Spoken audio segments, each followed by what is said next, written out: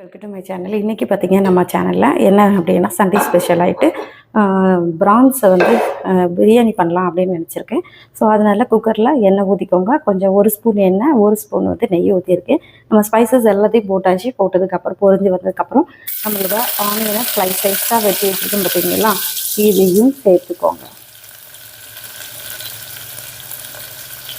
இதையும் சேர்த்துக்கோங்க. பச்சை மிளகு சேர்த்துக்கோங்க. இஞ்சி பூண்டு விழுதையும் போட்டாச்சு.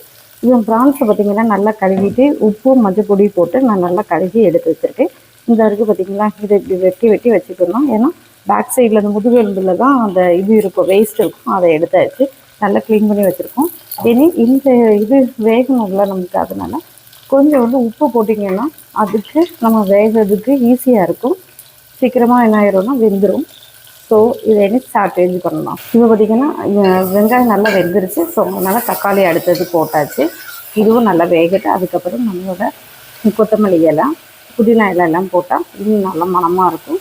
லைட்டாக லெமன் ஜூஸ் லைட்டாக போட்டிங்கன்னா நம்மளோட ப்ரான்ஸ் சாஃப்டாக வேகிறதுக்கு ஈஸியாக இருக்கும்.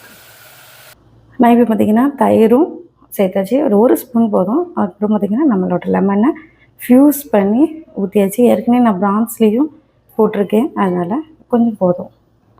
இது நம்ம மசாலா ஆட் பண்ண போகிறோம். இப்போ பார்த்திங்கன்னா எல்லாம் மிக்ஸ் பண்ணிவிட்டு நம்மளோட ப்ரான்ஸையும் சேர்த்துடணும். நான் அதில் புதினா கொத்தமல்லி எல்லாமே போட்டேன். ப்ரான்ஸையும் சேர்த்துட்டு அதுக்கப்புறம் மசாலா பரட்டும் போது நல்லா எல்லாம் ப்ரான்ஸ்குள்ளெல்லாம் பிடிக்கும். ஸோ ஆல்ரெடி ப்ரான்ஸ்லேயும் பார்த்திங்கன்னா லெமன் போட்டு தான் கழுகி அதுக்கப்புறம் உப்பு மஞ்சள் பொடியெல்லாம் போட்டு தான் வச்சுருக்கேன். ஸோ இதெல்லாம் மிக்ஸ் பண்ணிவிட்டு நம்ம மசாலா சேர்க்க போகிறோம். இப்போ பார்த்திங்கன்னா மஞ்சள்தூள் போட்டிருக்கேன். அதுக்கப்புறம் கரம் மசாலா, நம்மளோட ப்ரான்ஸுக்கு வந்து சிக்கன் மசாலா தான் நான் ஆட் பண்ணுறேன். ஏன்னா அப்போ தான் நல்லா ஃப்ளேவர் கொடுக்கும்.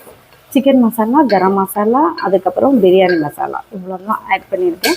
ஸோ இனி பார்த்திங்கன்னா ரைஸு சேர்க்க போகிறோம்.